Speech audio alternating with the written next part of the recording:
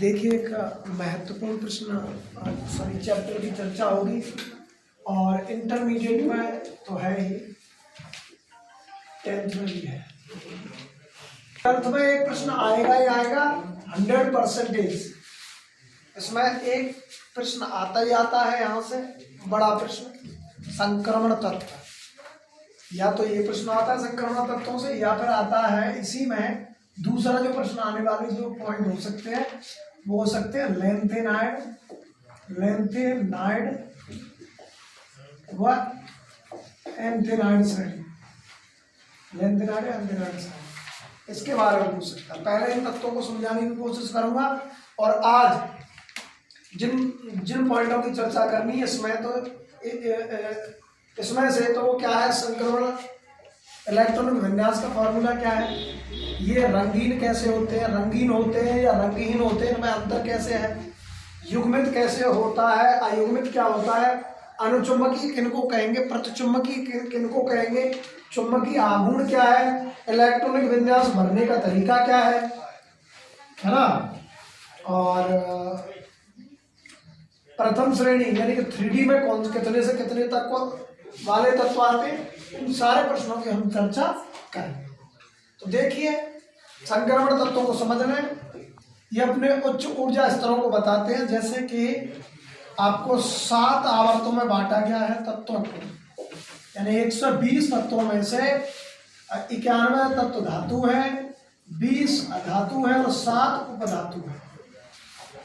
तो 7 आवर्तों में यहाँ एस ब्लॉक को रखा गया बीच में, यानी कि 4 से 12 वाले जो वर्ग हैं, यानी कि ये आवर्त है, ऐसे आवर्त बनाएंगे और ऐसे कर करके जो स्तंभ बनाएंगे उनको 18 में वर्ग बनाएंगे। कितने वर्ग बनाए? 18 वर्ग बनाए। इनमें मध्य में डी ब्लॉक को स्थान दिया गया। ब्लॉकों को समझ रहे हैं आप, एस ब्लॉक, डी ब्लॉक और यहाँ पी ब्लॉक, ठीक है। तो डी ब्लॉक में 4 से और 12वें वर्ग के जो तत्व थे उनको डी ब्लॉक तत्व कहा गया, जिनमें धातुओं को रखा गया। हालांकि एस ब्लॉक में भी धातु, मृदा धातु और इनको रखा गया था, लेकिन धातु रंगीन होती है ना, ये अनुचुंबकीय प्रतिचुंबकीय गुण प्रदर्शित करती हैं, यानी संक्रमण तत्वों के गुण धर्म भी सेम है। अगर प्रश्नों को समझे तो गलनांक प्लस क्वथनांक कैसे होते हैं, कि हाई होते हैं, उच्च होते हैं। कैसे होते हैं? उच्च होते हैं। ये रंगहीन भी होते हैं और रंगहीन कैसे होंगे मैं बताऊंगा। और आगे इनके ये संकर लवण बनाते हैं, है ना, ये ध्यान रखना है। ये कैसे होते हैं? इनमें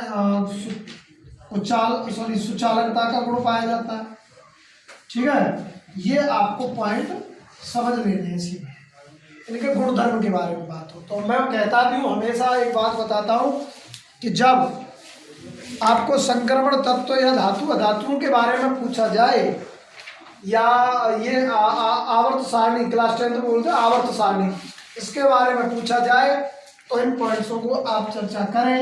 इन पॉइंट्सों को छोड़ना नहीं है, प्रश्न को छोड़ना नहीं है। उससे संबंधित चीज भी लिखेंगे तब भी आपको नंबर मिल ही जाएंगे। तो आपको प्रश्न को छोड़ना नहीं है किसी भी की, ठीक है। ये एस ब्लॉक हो गया, यहाँ से 1 से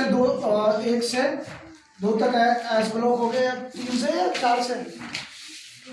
3 से प्रारंभ है, एक बार चेक, हाँ 3 से, सॉरी समझ, 3 से 12।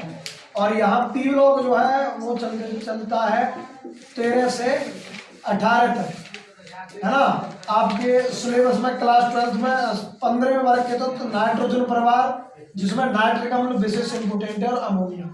16वें वर्ग के तो जिसमें ऑक्सीजन परिवार है, ऑक्सीजन परिवार और सल्फर, है ना।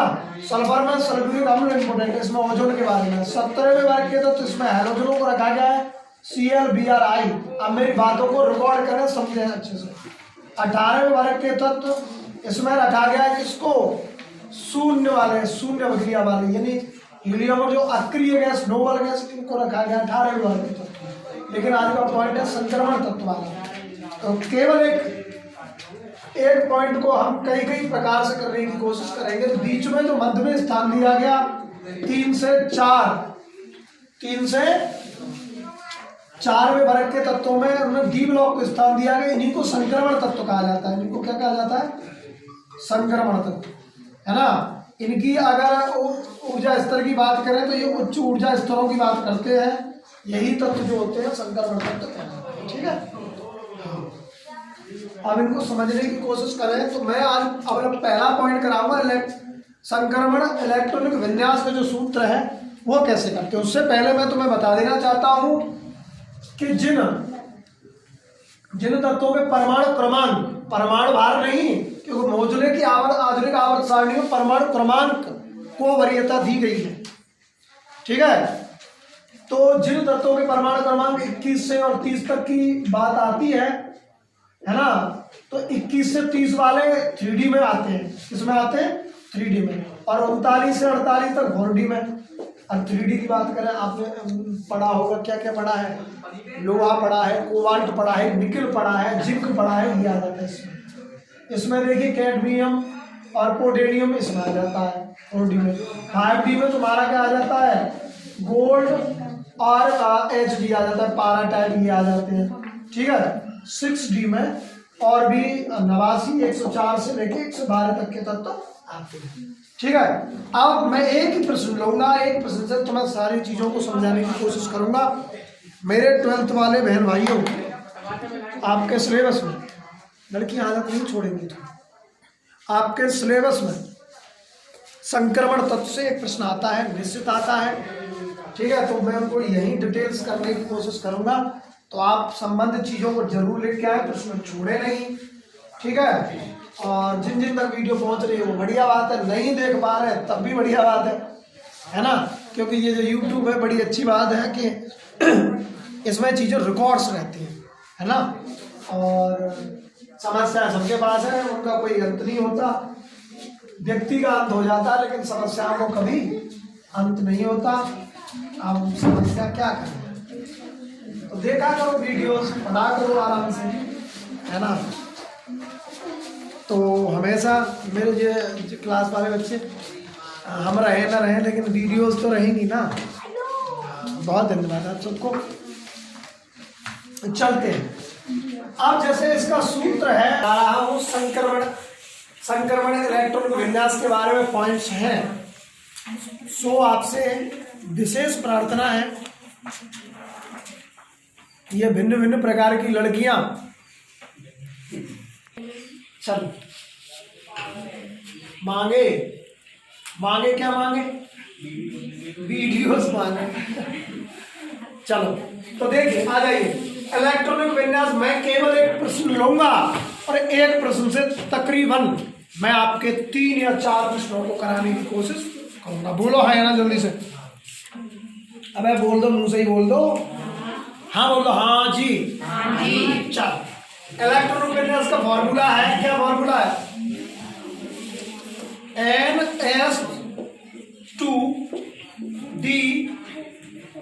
डी बात तो एक ही है, मैं n से ही प्रारंभ करता हूं। n-1 into D 1 to 10।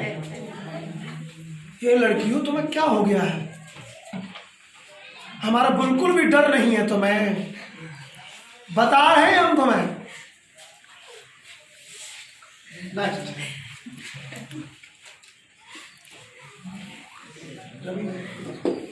ठीक है। अब ये फॉर्मूला पुट करना है, इलेक्ट्रॉनिक विन्यास की कंडीशंस के लिए फॉर्मूला है। एक सवाल ले रहा हूं और इसी से लगभग सारी चीजों को मैं कराने की कोशिश करूंगा। ठीक है, चलो जैसे मैं जेड ले लेता हूं, Zn। जिंक का जो होता है परमाणु क्रमांक कितना होता है? 30 है। कितना है? 30। मान लीजिए ये है, ये 30 नाम की क्या है? 30 संख्या है, इसको आपको भरना है। देखो अच्छा देखिए, फर्स्ट सेकंड, ये कौन सी हो गई साहब? ये एस वाली हो गई। डी वाली 3 से प्रारंभ होगी, 3D है ना साहब, 4D, 5D, 6D है ना साहब। यहां तक कोई दिक्कत है आपको? कोई दिक्कत नहीं है, 30 भरना है। सबसे पहले इसमें 2 भरा जाता है, इसमें 8 भरा जाता है, इसमें भी 8 भरा जाता है, ठीक है ना भैया। 2 8 8 और फिर यहां से 2 से प्रारंभ करते हैं। कितने से? 2 से। कितने हो गए? 30 गिनती भरनी थी। अब कोई बात नहीं, डरना नहीं है, समझना है चीजों को, छोटी छोटी चीजों को समझना है। 2 यहाँ भर दिया, 8 8 प्लस 2 है ना सर। अब 8 8 तो लेके चल लो क्रम, लेकिन यहाँ क्या लेके चलना है, मेरी बात को ध्यान रखेंगे आप। यहाँ लेके ये चलना है क्या, 2 तो है वो, प्लस 6 कर सकते हैं आगे, लेकिन उसको करने से पहले हमें 3D में पहुंचना है, 3D में पहुंचना है, 3D में पहुंचना है। और यहाँ में कितने भरने? 1 से लेकर 10 तक भर सकते हैं। कितने भर सकते हैं? 10 ही यहाँ में, 1 से लेकर 10 तक यहाँ में भर सकते हैं, 1 से लेकर 10 यहाँ में भर सकते हैं, 1 से लेकर 10 डी वाली में, डी का क्रम ये। तो 2 8 8 और 2, इसका मतलब 20 हो गए हैं। कितने हो गए? 20। तो अब यहाँ 2 करने के बाद पहले इस 3D का कंप्लीट करना है, तो कितने हो गए? 10 हो गए, तभी तो 30 होंगे। अगर यहाँ पर मान लीजिए एफ ई है, एफ ई का कितना होता है? 26 होता है। 26 का करते तो क्या करते? 2 प्लस 6, यही तो करते कि नहीं करते? आप बताओ मुझे, कितना करते? 2 प्लस नहीं, ये कितना हो गया? 2 यहाँ हो गए, 4 करते ना यहाँ पे। अरे 26 है भैया, 2 ये कितना? 20 और 6 26, 6 करते। कितना करते? 6 करते। कितना करते भाई? 6 करते हैं ना, 6 ही तो भर सकते थे। अरे 30 ऐसा समझ लो, 30 केले हैं और कच्चा कितनी है? 8 6 तक स्कूल हो गई, देखा ना, है ना भैया। 30 स्टूडेंट है, 30 ये टॉफियाँ बांटनी है, ठीक है। और 3D में 8 तो भरे ऊपर भरेंगे, लेकिन बाहतम कच्चा, ये अंदर वाली कच्चा, ये बाहतम कच्चा में हम कितने भर सकते हैं? 10 तक भर सकते हैं, 11 नहीं लिख सकते, लेकिन उससे पहले यहाँ तक पहुँचना होता है, ठीक है। इंटरमीडिएट वाले बच्चे समझ गए होंगे, ठीक है। आगे चलते तो 10 यहाँ भरेंगे, कंप्लीट रहेंगे। और इसमें क्या कह रहा है? 1 से लेकर 10 तक भर सकते हैं। कितने तक भर सकते हैं? 1 से लेकर 10 तक भर सकते हैं, 10 तक तो भर गए, ठीक है। अब मैं यहां पर चल जाता हूं इस फॉर्मूले पर। इस फॉर्मूले में इसको कैसे रिकॉर्ड के रूप में लिख सकते हैं, या देखिए। अब कक्षाओं की संख्या, क्योंकि गिनती कहां तक पहुंची थी? 1 2 3 4, आगे 4 तक पहुंची थी, तो n का मतलब कितना हो गया? 4। एस लिख लो। एस में कितने तक भरे जा सकते हैं इलेक्ट्रॉन? 1 से लेकर 2 तक। तो कितने आए हैं भाई? चौथी कक्षा कौन सी है? एस वाली। कितने आए हैं? 2 आए हैं, इसके ऊपर 2 लिख दिया, माइनस n-1। n कितनी थी? टोटल कक्षा, कुल कक्षाओं की संख्या कितनी थी? कुल कक्षाओं की संख्या थी 4। कितनी थी? 4। कितनी थी? 4। अब 4 में से 1 गया तो कितना रह गया? 3 रह गया, डी। और डी में कितने भर सकते हैं? 1 से लेके 10 तक, तो 10 तो आ गए हैं इसमें, 10 हो गई। यही इसकी क्या है? रचना है। यही इसकी क्या है? रचना है। आपकी समझ में ये बातें तो आई गई होंगी निश्चित ही, ठीक है। अब नेक्स्ट चलते हैं हम, क्या इसी में, 1 मिनट यार, चल रही वीडियो, चलने दो। हाँ भाई, अगर यहाँ जैसे FE 26 है, तो 2 यहाँ करने के बाद 20 तो हो गया, तो 6 आ जाता है यहाँ। तो यहाँ के लिए क्या लिख सकते थे हम? कितना लिख सकते थे? यहाँ हम 6 लिख देते। कितने लिख देते? 1 से लेकर 10 तक भरने, 10 तो भरेंगे हम, 10 आएंगे, ठीक है। यहाँ कितने लिख सकते थे? 6। अब बात यहाँ ये है कि ये रंगहीन है, ये रंगीन है।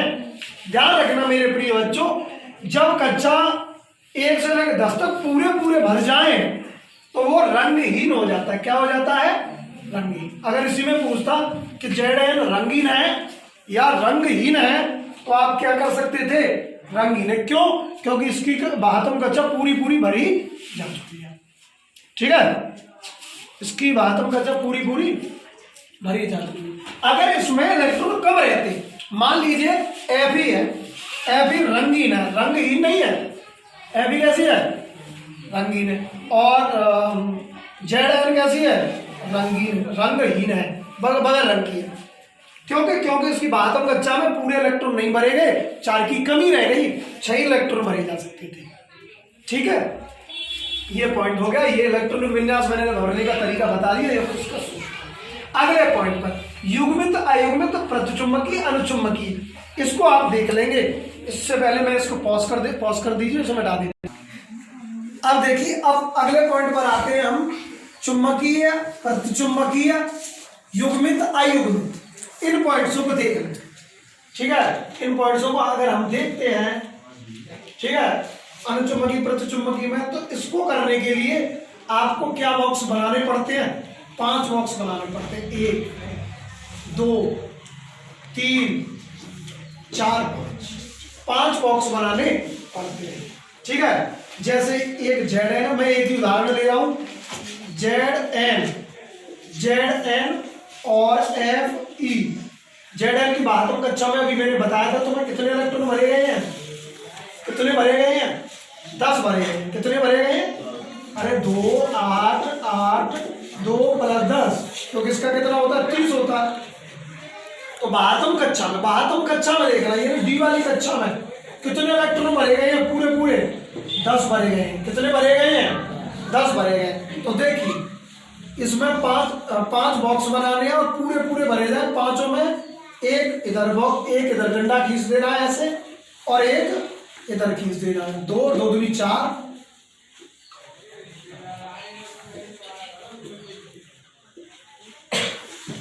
2 2 दूनी 4, 2 दूनी 2 3 6, 2 4 8, 2 5 10। 10 ही तो है ना, 10 ही है। बातम कक्षा में, डी वाली कक्षा में बातम कक्षा देखनी है। ठीक है, बातम कक्षा देखनी है। 10 इलेक्ट्रॉन है। तो अब ये क्या है, जब बॉक्सेस के बातम कक्षा के जो इलेक्ट्रॉन हैं पूरे भरे जाए, 5 बॉक्सों में 2 का पेयर बन जाए, उनको बोलते हैं युग्मित। उनको क्या बोलते हैं? युग्मित। ये कैसा था? युग्मित कक्षा थी। कैसी कक्षा थी? युग्मित कक्षा थी।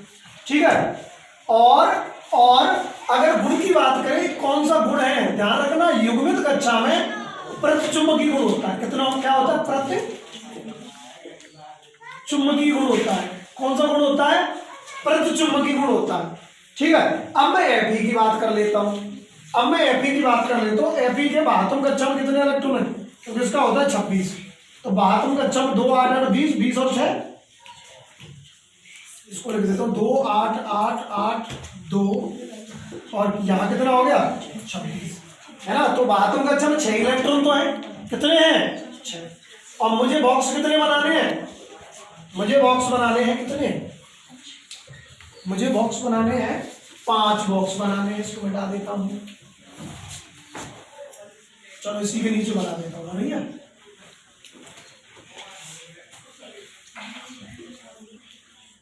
पांच बॉक्स बना देता हूं। 1 2 3 4 5, अब 6 भरने हैं मुझे। 1 हो गया, 2 हो गया, 1 हो गया, 2 2 2, 6 भरने हैं। 2 2 2, 1 सेकंड, 2 2 6, तो ये हो गई, है ना। 1 सेकंड पॉज। तो बाद में जाओ कितने? तो 6 इलेक्ट्रॉन। तो पहले तो 1 1 भर लो सब में, 5 बच्चों में 1 1 भरा ही जाएगा, है ना। 5 हो गया, अब कितना रहेगा? 1 ही तो रहेगा। 1 इसमें कर दिया, 1 इसमें कर दिया। लड़की है, तुमसे बड़ा मैंने मूर्ख नहीं देखा। इन्होंने ऐसा ग्रुप बना लिया कि जान तो। अब ये देखो 6 था, बातों कक्षा में कितने इलेक्ट्रॉन थे? 6 थे। 6 में से हमने 5 में पहले 1 1 भर लिया, 1 यहाँ आ गया, 6 आ गए। तो देखिए, अगर इसमें पूछे कि ये युग्मित है या अयुग्मित है, तो अयुग्मित है। अयुग्मित जोड़ों की संख्या कितनी है? एक तो यहाँ में जरूरत है, एक यहाँ में, एक यहाँ में और एक यहाँ में। तो अयुग्मित संख्या कितनी रहेगी हमें? अयुग्मित जो पेयर थे उनकी संख्या कितनी रहेगी? 1 2 3, जो युग्म नहीं है 4 है। अगर यहाँ अयुग्मितों की संख्या पूछते तो ये तो पूरे हैं, तो यहाँ अयुग्मितों की संख्या 0 है, क्योंकि सारे युग्मित हैं। ठीक है। तो और एक और चीज ये है कि जो ये प्रतिचुंबकीय गुण प्रदर्शित करते हैं, यानी कि जिनके युग्म पूरे भरे जाते हैं, वो क्या करते हैं? यानी कि वो करते हैं क्या, प्रतिचुंबकीय गुण प्रदर्शित करते हैं, और जिनके पूरे पूरे नहीं भरे जाते वो अनुचुंबकीय गुण प्रदर्शित करते हैं। कैसे गुण प्रदर्शित करते हैं, अनुचुंबकीय।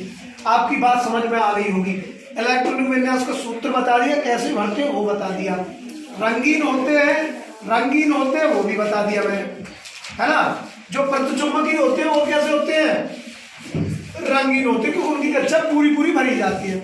और रंगीन कौन से होते हैं, ये होते हैं अनुचुंबकीय वाले। एक ही प्रश्न से सारे प्रश्नों का होता है।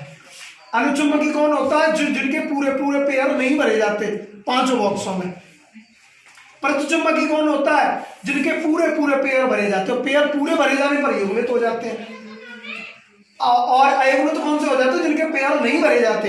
अयुग्मितों की संख्या पूछे तो कितने खाली है, उतनी संख्या है। इसमें कोई भी खाली है क्या, कोई नहीं है, तो अयुग्मितों की संख्या 0 है यहाँ पर। ठीक है, अब एक और फॉर्मूला ले आते हैं हम, कौन सा, चुंबकीय आघूर्ण, चुंबकीय आघूर्ण। ठीक है, हाँ भैया चल रही बात आ गई होगी समझ में, बहुत बेहतरीन। पूरे भारत में फैल जाना चाहिए, लेकिन फैलेगा कोई बात नहीं। चुंबकीय आघूर्ण, चुंबकीय आघूर्ण दीदी क्या दिक्कत है बे, 3 3 3 9 4 3 12 है ना। हाँ, तो अनुचुंबकीय प्रतिचुंबकीय, अनुचुंबकीय, तो चुंबकीय आघूर्ण का फॉर्मूला है, चुंबकीय, अगला पॉइंट है चुंबकीय आघूर्ण। इसको म्यू से प्रदर्शित करते हैं, चुंबकशीलता हो जाती है म्यू से 0 लिख देता है ना। तो म्यू बराबर होता है √n+2, ये फॉर्मूला चेक कर रहा था मैं, है ना। n क्या है, कक्षाओं की संख्या, डी ब्लॉक वाले बच्चों की, डी ब्लॉक के 72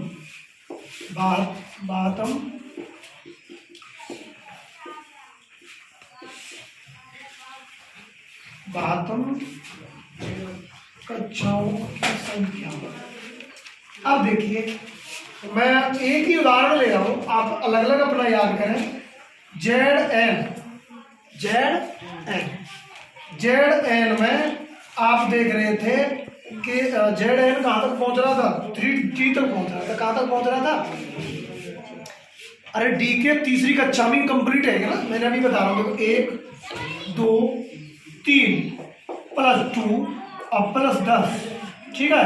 तो 72 कक्षा कौन सी थी, 1 2 3, इसी में कंप्लीट हो गए थे ना मसला। जब 72 कक्षाओं की संख्या पूछ रहा है हमसे, तो कितनी होगी, 1 2 3, है ना। क्योंकि अभी मैंने तुम्हें लिखना बताया था, इसका क्या लिखना बताया था, n+1 to 2 n-1 × 1 to 10 ऊपर, ठीक है। तो यहाँ टोटल कैसे 4 थी, तो 4s2 और ये कितना था, 1 कम हो गया था, तो 3d10, यही तो लिखना बताया था मैंने। तो d की 72 कक्षा में देखना है कितनी है, तीसरे में कंप्लीट है। तो n का मान कितना हो गया, n का मान हो गया 3, और 3 में 2 जोड़ दिए, कितना हो गया 5, और 5 को गुणा कर दिया, अंडर रूट कितना हो गया 15। यही चुंबकीय आघूर्ण का आंसर है, यही चुंबकीय आघूर्ण का आंसर है। बोर मैग्नेटॉन कुछ इसका मात्रक भी होता है चुंबकीय आघूर्ण का। तो ये सारे जो पॉइंट थे, प्रश्न कहीं से भी आए, संक्रमण तत्व की यही कहानी है, बीच में स्थान दिया गया है, उनके गुणधर्म बता दिए हमने, धातुओं को रखा गया है, संक्रमण इलेक्ट्रॉनिक विन्यास क्या है वो बता दिया, कैसे भरे जाते हैं वो बता दिया। इसी के साथ इंटरमीडिएट वाले बच्चों से निवेदन है कि इसमें जो जो भी पॉइंट आने चाहिए थे, अत्यंत महत्वपूर्ण वाले, वो करा दिए हैं। आप पूरा याद न कर सकें तो इतनी चीज़ों को ध्यान में रखें। एक प्रश्न मिलेगा 100% आपको केमिस्ट्री 12th क्लास में। इसी के साथ अंतिम विदा चाहेंगे।